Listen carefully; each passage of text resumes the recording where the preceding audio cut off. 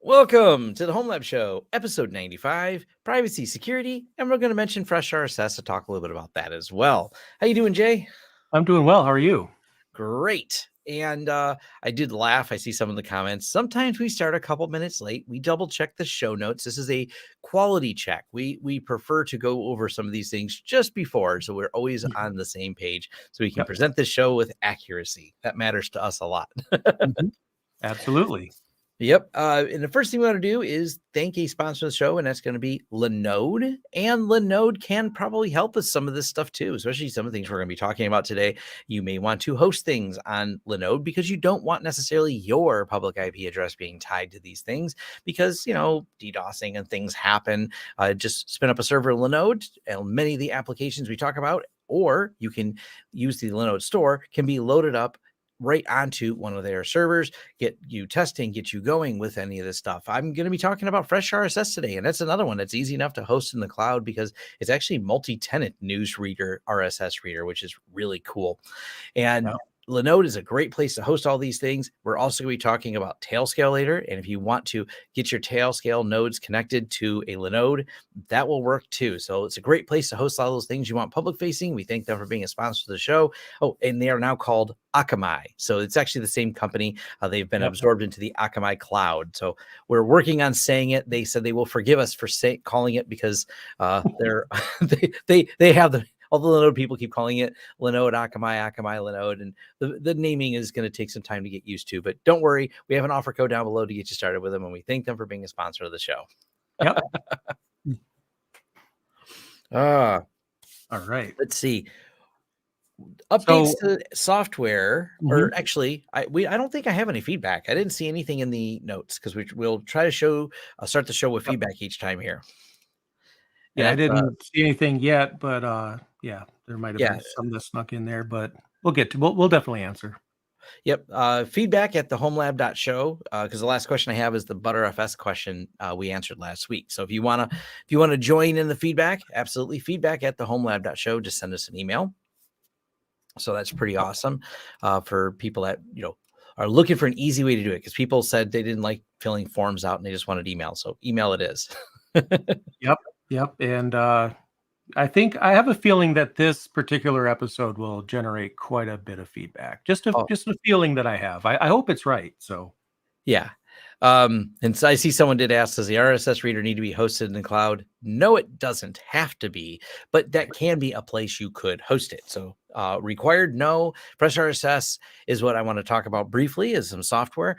I will be doing a more in-depth video on this, but what we've really run into is we have to keep up with the news, and you could just listen to us because me and Jay, talk about the news from time to right. time, but that's a limited source here. How do me and Jay keep up with some of the news and some of the things that we bring up on our channels or in this particular show?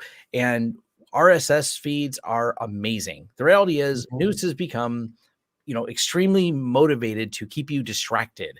They don't do this for any conspiracy reasons. It's really simple. Ads are how they fund the news. So if we make Mhm. lots of blinky ads and we get you clicking on cat pictures and we get you clicking on ads with cat pictures, we can keep this site going. Fresh RSS is kind of a breath of fresh air because you can focus on what matters to you. And I'm easily distracted, so it helps me dramatically because I am definitely someone who will fall victim to clicking on it. But it says with this one simple trick, I know, and I just want to click it. I'm really bad. So Fresh RSS, you can throw all your RSS feeds in there. I'm going to, as I said, do this more in-depth video on it, but it allows you to pull in Atom feeds, OPML, do web scraping. Matter of fact, one of the really cool features you can do is subscribe to YouTube channels on there. So the YouTube algorithm, which by the way, if you could like and subscribe and all that stuff like me and Jay always ask you to, you could also never miss a feed from your favorite creators by throwing them into Fresh RSS. It's got it's a little less complicated than some of the other ones I've used, because sometimes you have to figure out you have to go from like the channel name to their channel ID to the RSS feed to pull for it. Fresh RSS kind of automates that. You just drop the channel name in there and it goes, oh, you drop the YouTube channel name in there, and it'll actually take that channel name where finally they've got like handles. So YouTube/@Lawrence Systems will bring up mine. It'll convert that to my channel ID. It'll convert that to the RSS feed, and boom, all the videos show up inside of there. You don't have to click any bell icons or any of that stuff, but you can. We do appreciate it when you do. Yep, absolutely. And then when you told me about that RSS thing, that sold me on it immediately, because it's always been a pain with the solution that I use, that I added a bunch of people to it, and then I just tried to make it good that one time, because I dreaded going back in there and trying to add that again, because it doesn't make it easy. So I think that's extra incentive for me to test out Fresh RSS, and then I'll be I guess, the student in whatever episode that ends up being, when we go Yeah. over in more detail. Yeah, so once I get the video done, I'm going to walk people through how to set it. It's really easy. They do have a Docker image for it. You can host it in really, their instructions are pretty simple. It doesn't take a lot to host it, but you want at least enough storage, and it doesn't take that much, but it depends on how obsessive you are. I'm a little on the obsessive side when it comes to aggregating data. And so I Right. have it keeping the last several thousand articles of all the sites I've fed in there. One of the last things I'll talk about with Fresh RSS is it is awesome for doing things like pulling in Reddit. Reddit is a very useful resource, but also can be a distracting one at times. I have got my Reddit quite curated to the things I want. I even have a series of public facing multi Reddits, and you can pull all those into Fresh RSS. And when I do my video on this, and there's already a link in my forums, if you look up Tom's Fresh RSS in my forums, I have all the public facing multi Reddits and everything. So if any of you want to grab a copy of the news sites, my OPML file, I've dumped all that in there. Like I said, my video, I'll go more in depth on how to set it up, but most of it's pretty obvious because you can pull these things like RSSs right out of Reddit.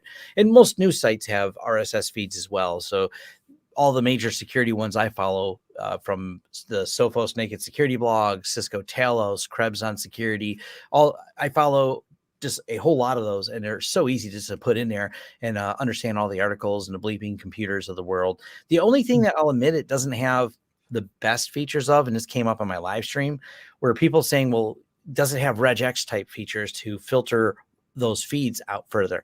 Not Mm, so well. Yeah, it might be something. It's something you could obviously add on, or you could even pipe the data through, where you grab the RSS feed, then pipe it back out to Fresh RSS. Like you could do your own filtering if you needed to. I haven't really found it necessary, because if you take a site like Bleeping Computer or any of the popular tech news sites, they usually have filters. For example, you can say, I like TechCrunch, but I don't care about this feed. So you could then pull in individual feeds like on a yeah. topic.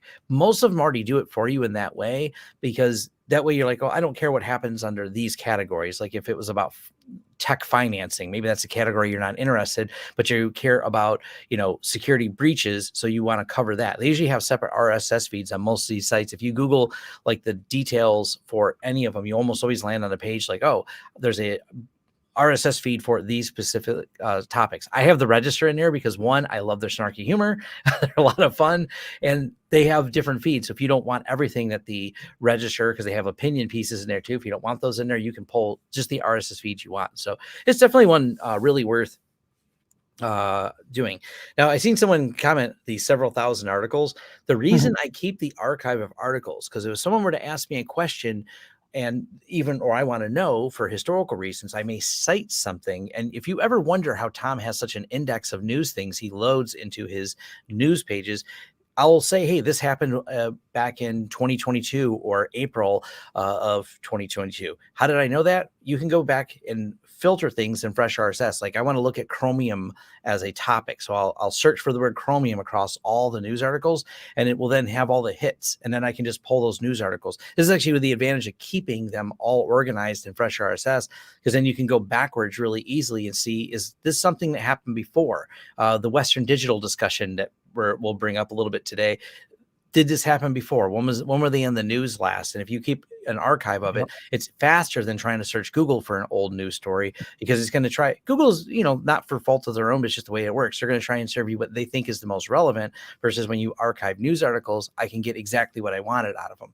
It's just a great way to keep up with a lot of these things. And being multi-tenant, where you can have different users, one of my suggestions would be you have a user like myself who really focused on the tech content, but maybe your hobby is guitars or race cars or motorcycles, you could actually just create a different user. So you can have your personal user login and all your fresh RSS. So you can stay focused on the thing you want to focus, log out, and focus then on your hobby if you want, and not have to look at tech news and breaches for a little while. So that's my shout out for fresh RSS. Look for a video coming soon, but it's free. It's open source. You can host it. It's got a Docker image. It's even in True Charts if you want to run it on your NAS. It's just easy. So Yep. I see. Okay, some people are saying Nextcloud News app is another one they used. Yeah, and mention consolidating because sometimes it does get to a point where you're just managing too many things, and then it's like, does that need to be its own VM? Can it be a container? Can it be hosted with something else? If you have a feature in something you're already using, and it works for you, there's no reason to Yeah. move away from that because it's what works. But that's why Homelab is great, because you could just decide how you want to navigate this, consolidate what you want, and separate what you don't. Yep.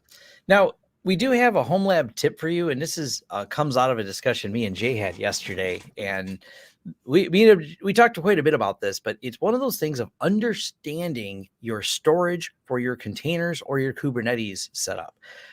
My preference is and if you're running it on TrueNAS, I mentioned in my last video on the latest TrueNAS update that you should be using host path because it makes it so much easier to restore, so you understand where your data is. But to expand out further, Jay had pointed out, instead of using your like a PVC or any type of other storage, he's using like NFS with some of his. That way, all of his data is always stored on his NAS, and his Kubernetes cluster can spin up and just point at those data sources.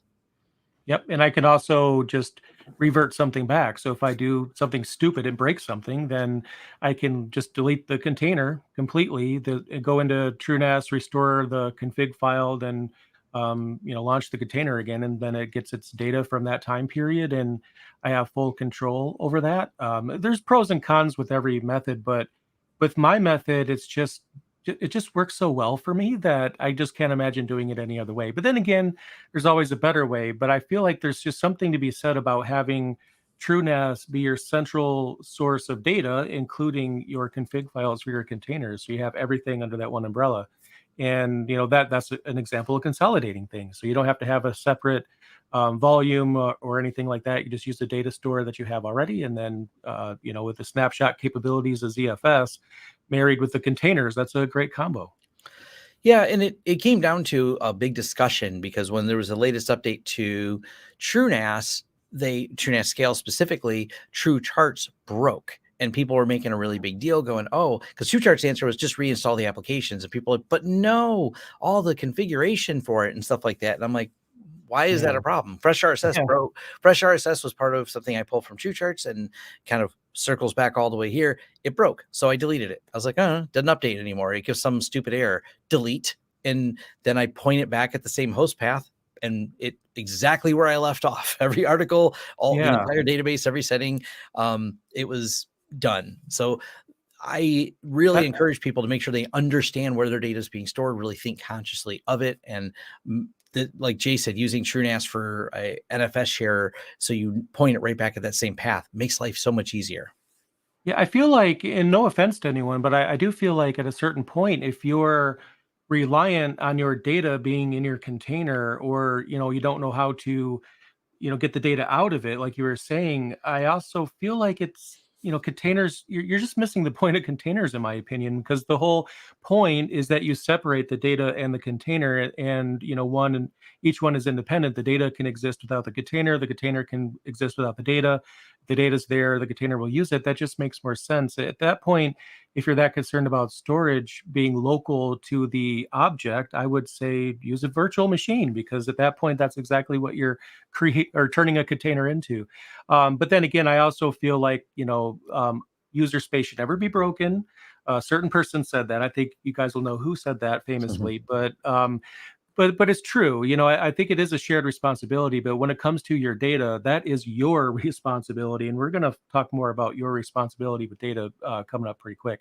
But my suggestion is, give that a shot. Map a NFS share to your containers. I like to have a dedicated folder underneath for each container, so every container's data is separate from other containers.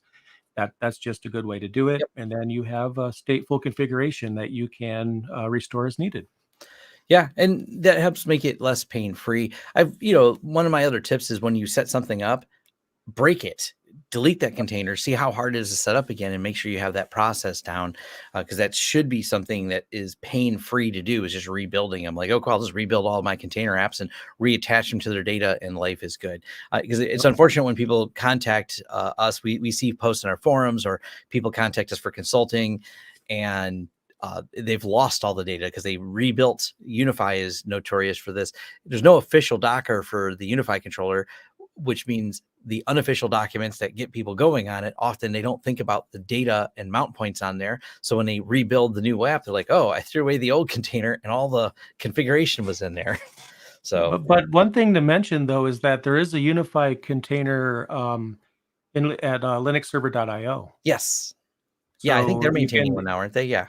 yeah, and I'm not saying that any of their containers are official, but they put so much work into these, and they also work for ARM, which is just so great, Yeah. especially for us because we don't know what you're running, x86, ARM. It doesn't matter. Just pull the container and it figures it out. Yeah, So and FreshRSS, that comes from linuxserver.io as well. That they're the maintainers, because FreshRSS doesn't maintain a container themselves. They just give you general install instructions on GitHub of how to set it up. But yeah, linuxserver.io, they're great people over there. They're doing some really solid work.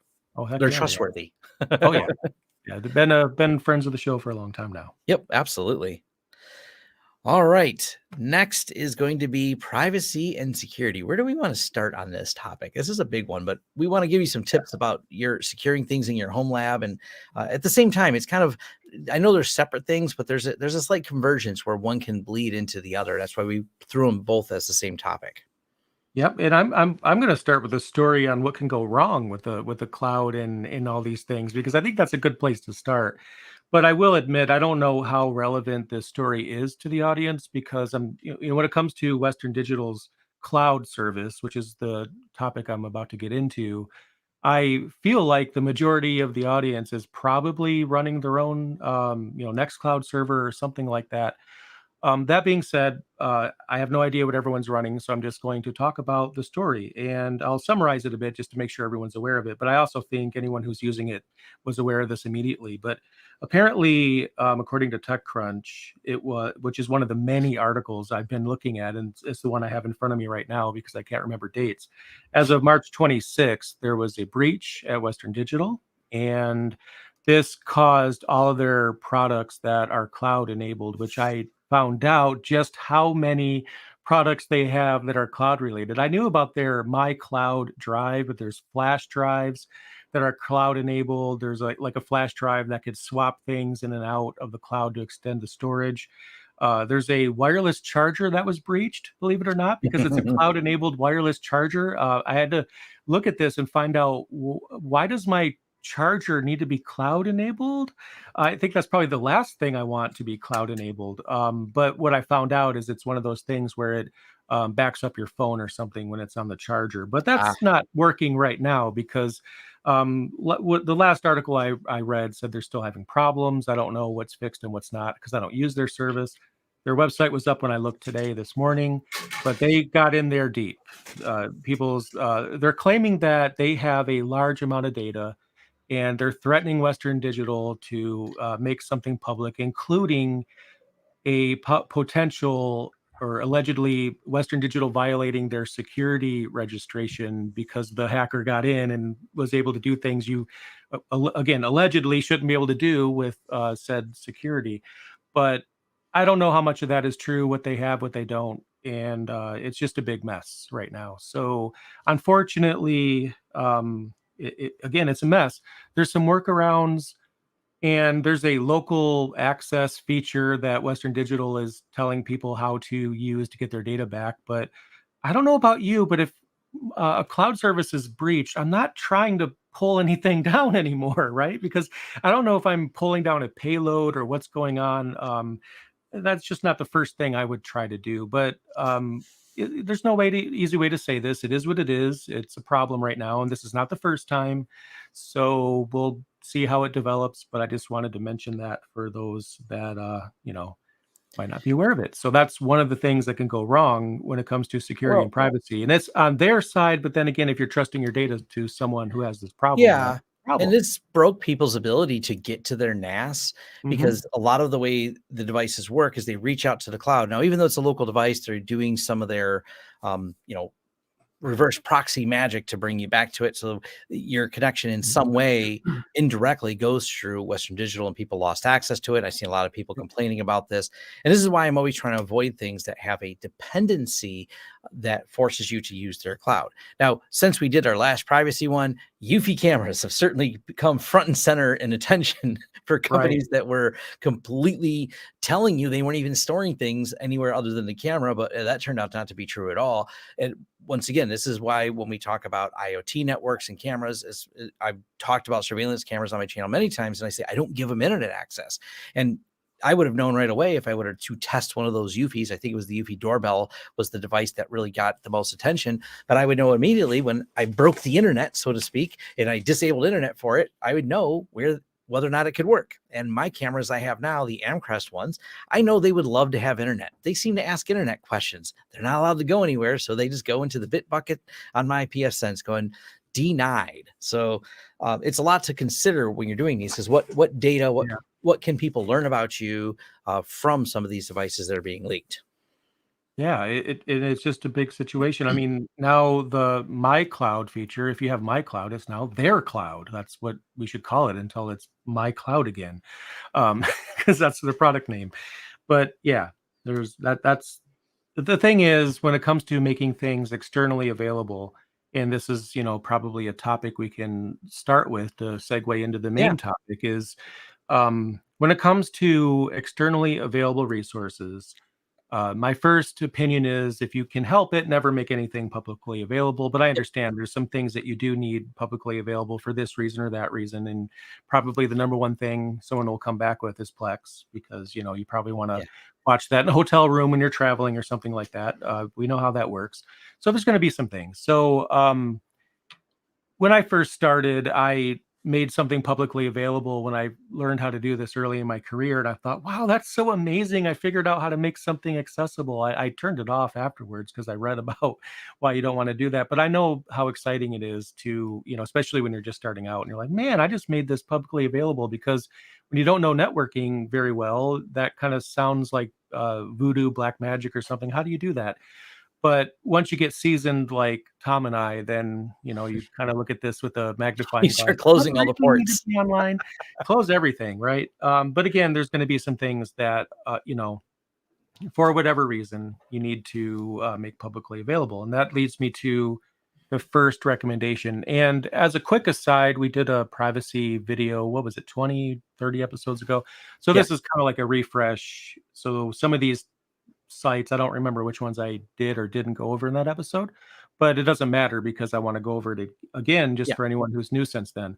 So the first thing is Shields Up. And I think this is going to be the first thing to start with that makes the most sense, because using Shields Up, you could find out what ports are able to be hit from the internet. So if you go to grc.com/shields up, it's by Steve Gibson, who's famous for Security Now.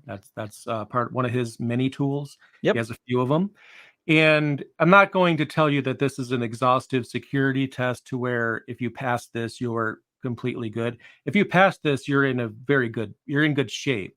But I don't believe in anything being perfect. But I think this is a very easy and quick thing to start with, especially if you are about to make something externally available. Before you do that, find out what's available right now. And it could be surprising if you have a cloud enabled router or something like that. I have no idea. You might run a tool like this and find out that there's more open and you didn't even open anything. So the first step is always to secure what you have and lock it down before you open anything else up. At least have a baseline of understanding what is open now. If there's anything that's open from your router vendor being silly with their default settings or something, this might help you find out, especially if port answers on this service, then you should probably take a look at that and find out.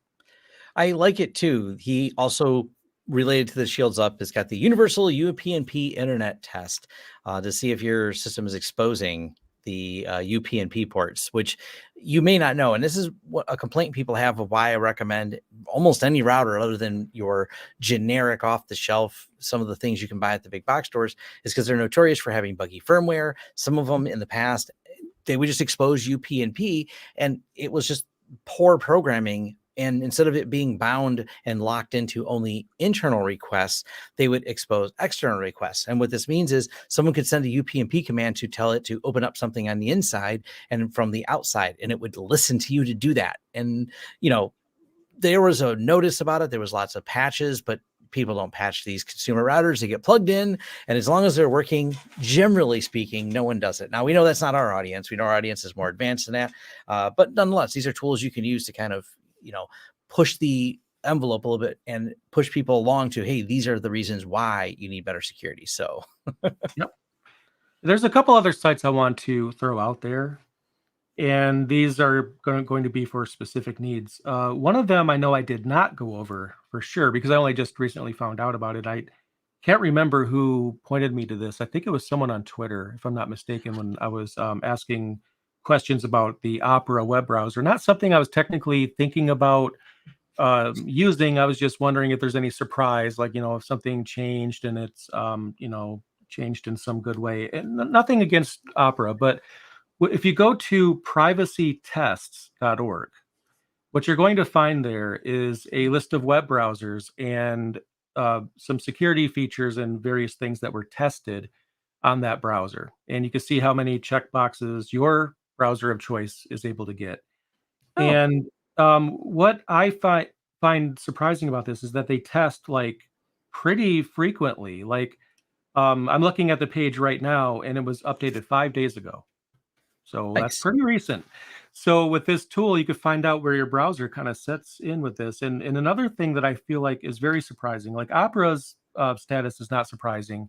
I'm not going to get into the controversy side of things, but they're bought by another company, and some people have questions about how security conscientious they are.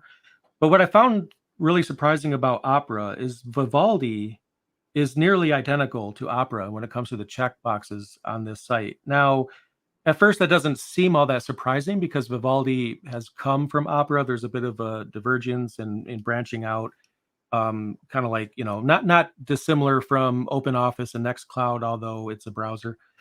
But I would have thought anyway that Vivaldi would have, more checkboxes. They're virtually identical. They're using the same browser engine, so that's probably why. But at the same time, that was still a little surprising. But then you could see how, if you have a Mac, you can see how Safari is compared to Firefox, Microsoft Edge. There's a number of other browsers on there. So I think this is a website that you should probably have bookmarked because you can keep up to date on where these browsers stand when it comes to privacy. Yeah, this is pretty slick. I had not seen that site before, so that's definitely a good tip. Yeah, I just found out about it probably a month ago, I think. I'm just guessing, something like that. Very similar to that, and I'm actually kind of wondering if they're from the same place.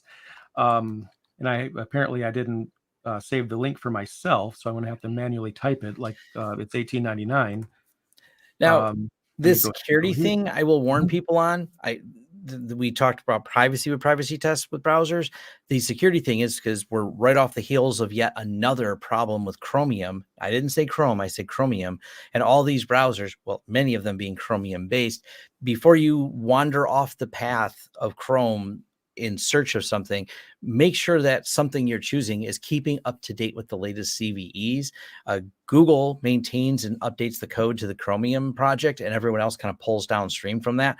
But as long as everyone's keeping up to date on there, it's just one of those little tips I have people consider. You make sure your browsers are up to date. Your browsers are the biggest and most prominent threat surface today outside of exposing ports where things can really get at it and get into your Mhm. system because you are running your browser. People want to assume you, and Linus knows how this goes. I've done a whole video on the Linus breach and talking about how you can steal session browser tokens. That is often the goal, is to steal those session tokens Yep. to become you.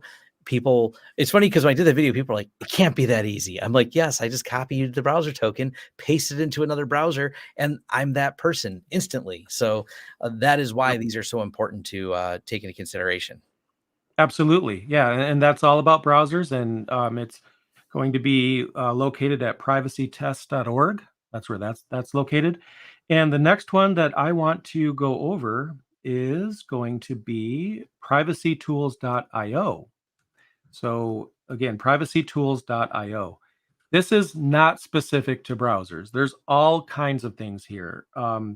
So, for example, if you wanted to find out, which office solution should you consider, which service for this, which service for that, it gives you an idea about the security and the privacy around different platforms, so you can make a more informed choice. It's something that I think it was Security Now that turned me onto this quite a while back, and I'm looking at the site now, and it's changed a lot since I originally started looking at it.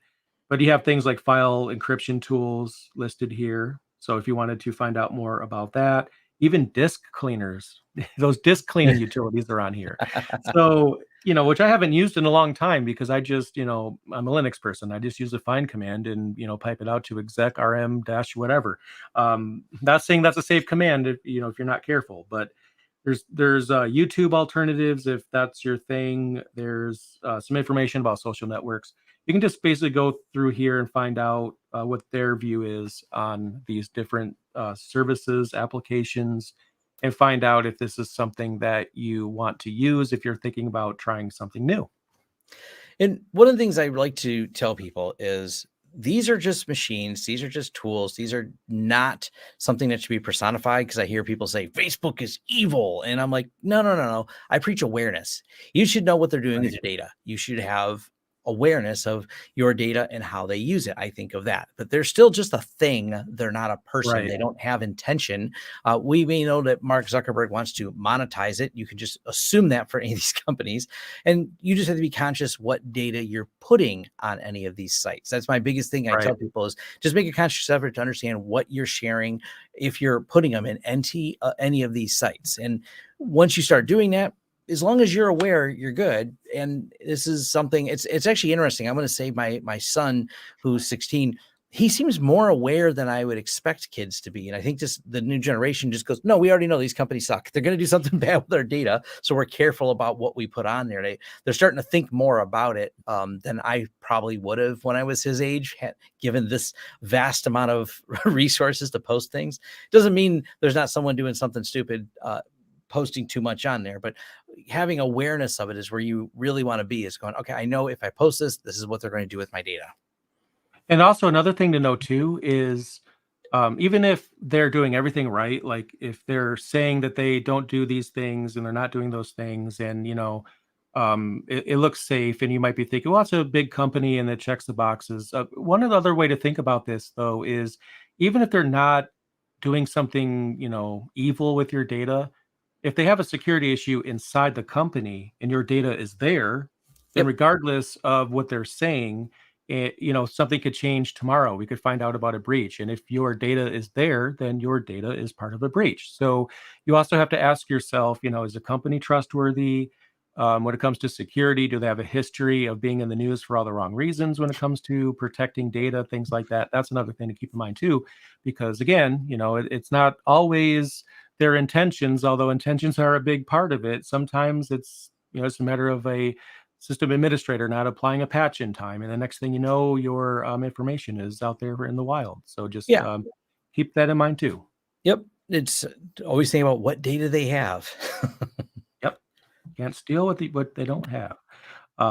Another one I wanted to send out to our community and listening audience is scan.nextcloud.com.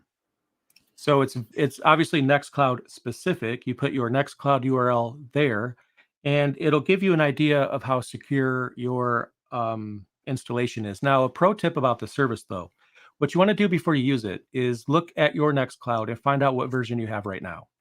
And the reason I'm telling you this is because sometimes this service needs to be refreshed. So, like when I went there today, it told me that everything is good except I'm running an old version, but I'm not. I checked, and I even checked for an update. There's no update. And then there's a refresh button on the site. And when you click on it, it can take up to 5 minutes, but it's going to basically reset the check. And then it got the right version and gave me the information I needed. But it'll let you know some of the low hanging fruit that you can fix if you have a Nextcloud account. Again, it's not a complete security picture, but it's like the minimum things that you should do with Yeah. your Nextcloud installation. Put in your URL there, make sure that it reports back the right version, and then see if it comes back with anything that it recommends that you fix. Yeah. So as much as I love Nextcloud, I do remind people that you're exposing whatever data you're saving in Nextcloud to the public internet when you have that opened up like that. So please make sure that you are making sure latest version and following the right procedures for that, because this is one of those things where you put all this data in Nextcloud, all your personal data. You did not intend to share this with whoever found it, but they found it. You misconfigured something. Now they have it.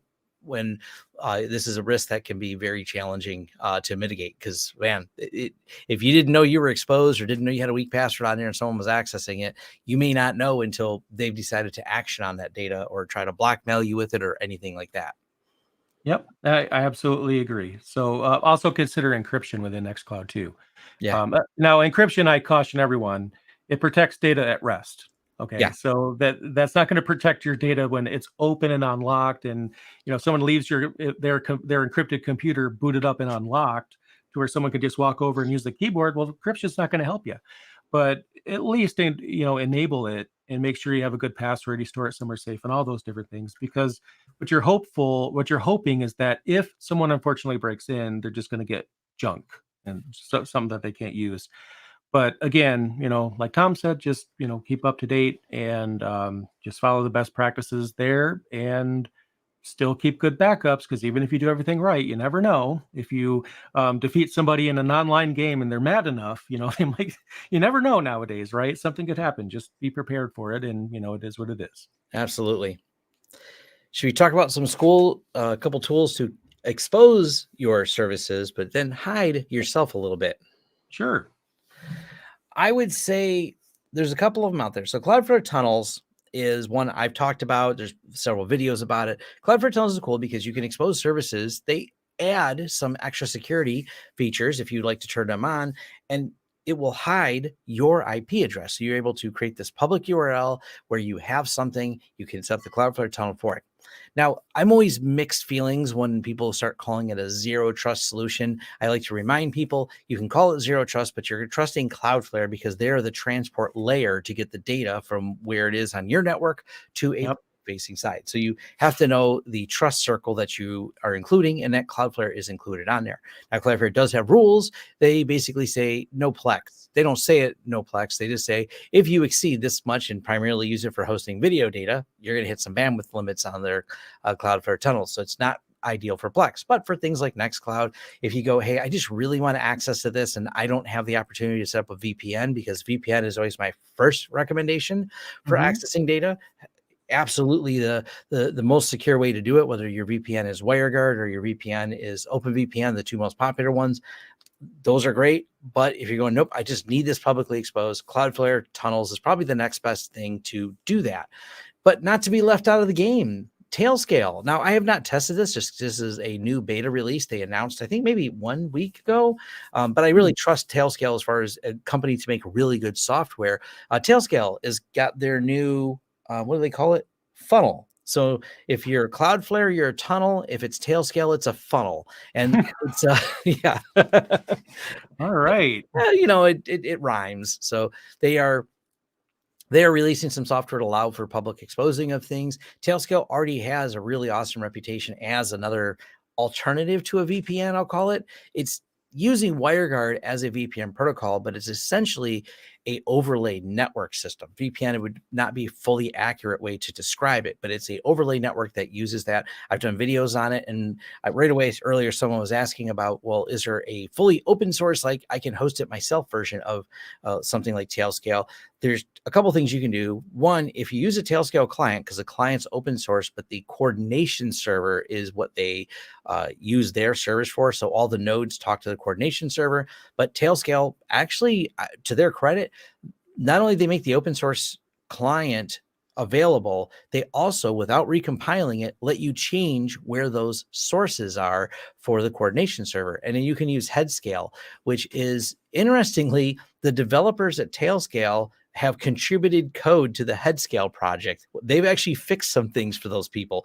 So it's kind of weird. Instead of saying we're going to quash the competition, they actually made the product better, and it's an open source version. So Headscale is a free open source, not exactly clone, but a replacement for the Headscale server. Now, the one thing it doesn't have is the ability to run phone apps. And that's because the developers at Headscale, it's harder because they don't have certificates to publish in like the app stores for Android and iPhone. So there's not any way to well, I can't say any easy way to do it. I think they have a self-compiled version you can side load onto your phone. So there's not a non-way to do this. There's no easy way to do it. But as far as using for Windows and Linux systems, Tailscale is actually a really cool way to get all that data on there with an overlay network and not have to have any type of things that are there.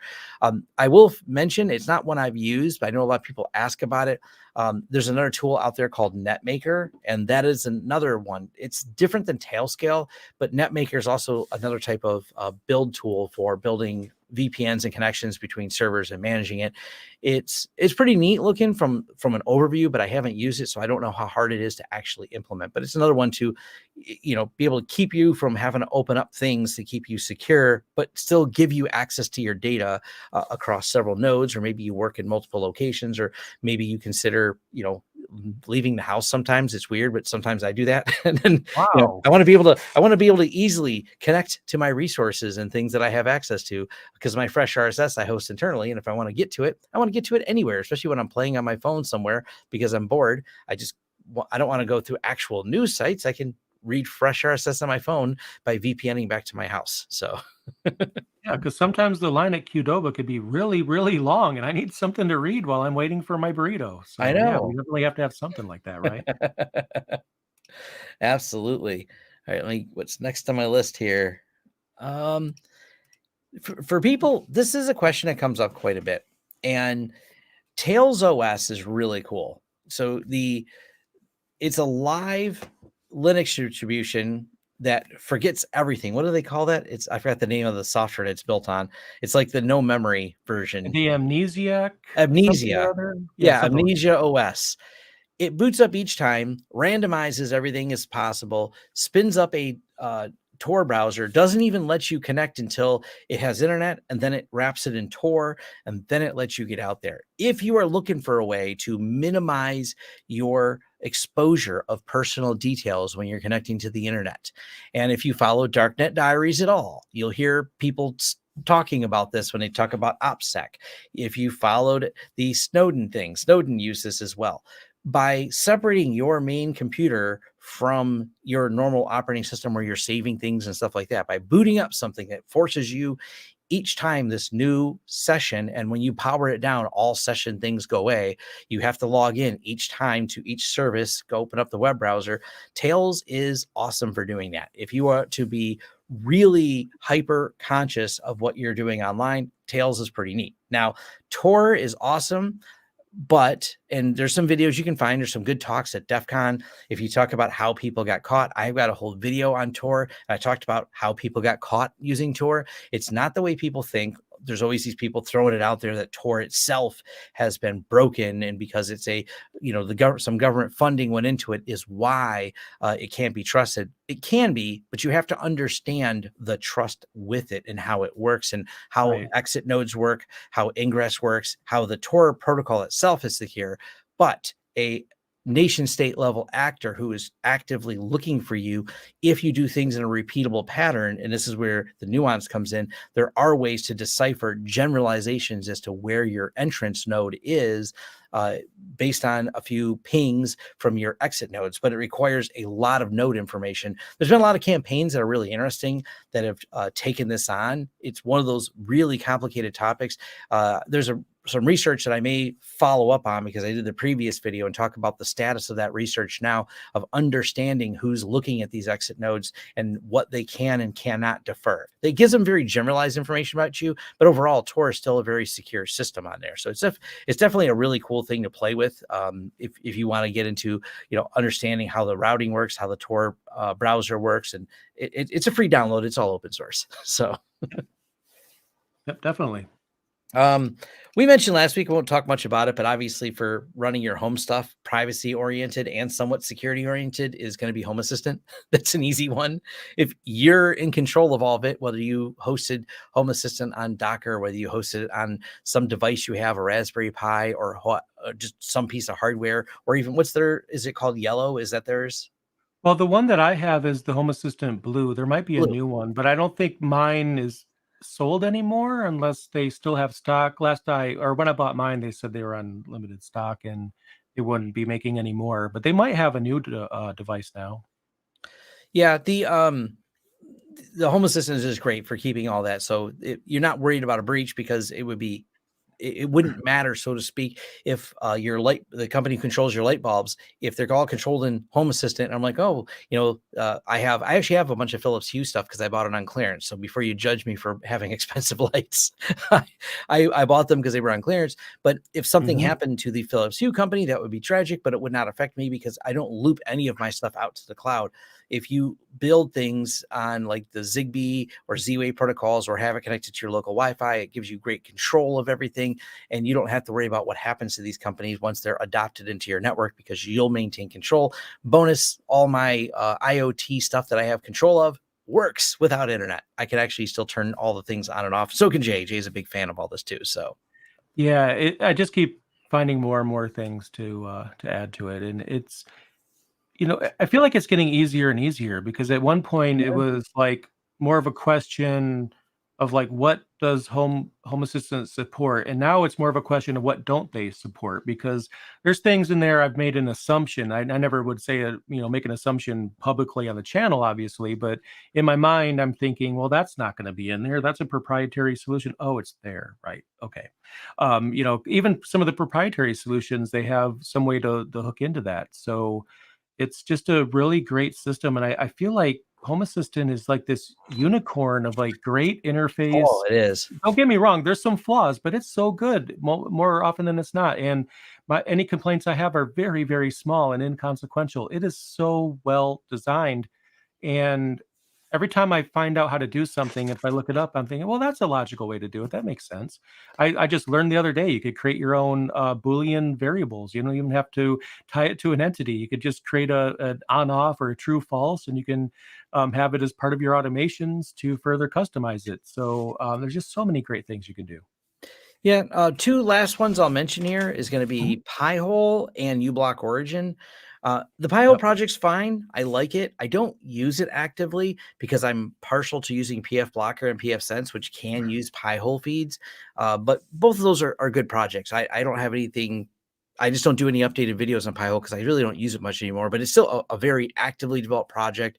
It can be enlightening because if it has a really nice reporting on it to see what got blocked. So that's always interesting, but even easier. And of course, if you're wandering around and occasionally leaving the house, as I do, on my laptop and on my desktop too, I use uBlock Origin. Big fan of that as a plugin. It tells you things quickly about sites. And if for some reason I need to unblock a site, having it right in the browser as a button, definitely a solid way to go. Oh, I guess I don't need this blocked, or I want to see what it's blocking. We're actually laughing about a marketing company. I was like, it blocks 90% of what's on their site for embedded. Like every link they sent me uBlock Origin would give me a warning for. So I definitely think it's, really cool being able to use that. These are both free. Pi-hole's free. uBlock Origin's free. So Yeah, I use Pi-hole. I like it a lot. And one of the things I want to, give a quick disclaimer. I personally, my personal opinion, not a professional opinion, not a technical opinion. This is completely just my opinion. I really hate mobile computing. I just don't like phones, just a personal thing. I mean, Yeah. I think some people can really relate to this because especially if you work in IT, then over the years you're conditioned to believe your phone is your interruption device, the your servers are down device, and it is so easy to correlate anxiety to the phone, especially telemarketers calling in. It's just annoying. Anyway, but I have to have a phone because it is what it is. So when I'm out and about, it's very glaring to me how many more ads I get when I'm off my home network than when I'm on my network. And that's one of the reasons why Pi-hole has been implemented because for me, when I'm home, you have different options on phones when it comes to ad blockers, depending on your platform. It could be easy or difficult. But having something like Pi-hole when you're home is great. I feel like Pi-hole, I could almost make, if there was a safe way to do this, a use case to make it publicly available. If it's my Pi-hole, and then have my phone use it as a DNS server everywhere that I go. But the problem is, then so too will everyone else. And using DNS isn't so bad. It's just DNS poisoning is not something that I want to get into. And I'm not saying that could happen with Pi-hole, but it is something I thought about having some kind of a secure way just to have my DNS server out and about that my phone goes to, or whatever it is I'm using, and hopefully I get fewer ads. It's just so hard to browse the internet without ads. And as someone who gets paid by ad revenue, you might be thinking, well, he likes all those ads and everyone's like, no, I don't want anyone to be inconvenienced like that. It's disruptive. And at any moment you have like 5 popovers just to read one article. It's a hard world out there right now. So Yeah, yeah, I heard it quoted as the original sin of the internet was building the internet on an ad-based system, and like we did with our other media outlets. I completely think if we would have came up with the internet and not had an ad-based system, some type of minimal pay system, because you think about how little a website makes on ads per person, it's pennies. But if you right. could figure out a way to get people to pay pennies, awesome. Because if you talk about having 50,000 views on a video that me and Jay do, if someone could just donate a couple pennies to that and not have to see ads, makes a lot of sense. We got to come up with a better model. I think that's where some of the innovation lies in the future. I'm gonna be an old man telling my great grandkids, back in my day, we had unskippable 30 seconds ads in our media. And they're like, sit down, grandpa. We solved that years ago. Well, but my fear is where does this end? And I'm not saying this is going to happen, but it's always been a thought in the back of my head. Where, let's just say you go with a phone provider and you get this very cheap phone because, you don't have $1,000 to spend on something because some of these are very expensive, but you get a phone and it's completely capable. But what if the agreement is you're not allowed to mute the audio when an ad is playing and the mute button and the volume slider's disabled in exchange for having the phone? I'm just saying, like, these weird, like, where does this go from here? I mean, it's bad now, but unless we figure out a way to change this, I mean, I'm kind of nervous to see what's going to come next. Yeah, I think it's where we're going to see some innovation. But nonetheless, I have Yeah. left links to all the different sites that me and Jay mentioned here, all in the show notes. I was even adding a couple that I didn't know about somehow. They're all in there though. So if you're Yep. listening to this, check out the show notes. We have all the links to the different tools we talked about. Most of the other stuff is pretty easy. Like I didn't leave a link to the tunnels and the funnels, but those are easy enough to find. So Tailscale, funnels, and Cloudflare tunnels, if you want to check those out as well. Yep. A funnel in the tunnel. Maybe you Funnels could and put a tunnels. funnel in the tunnel or a tunnel in the funnel and combine them. Don't do that. Please don't do that. Oh, EFF Privacy Badger. Yeah, we can mention that too. Yep. EFF is always a great reading resource as well. Their write-ups and keeping up with the things going on in the internet that affect your privacy. EFF is definitely forefront of Yep. that. I'm a longtime supporter of that organization. So Yep. That's a awesome. good mention. All right. Well, thank you guys for joining us. We had some fun. Hit us up at feedback@thehomelabshow, and we'll see you next time. See you soon.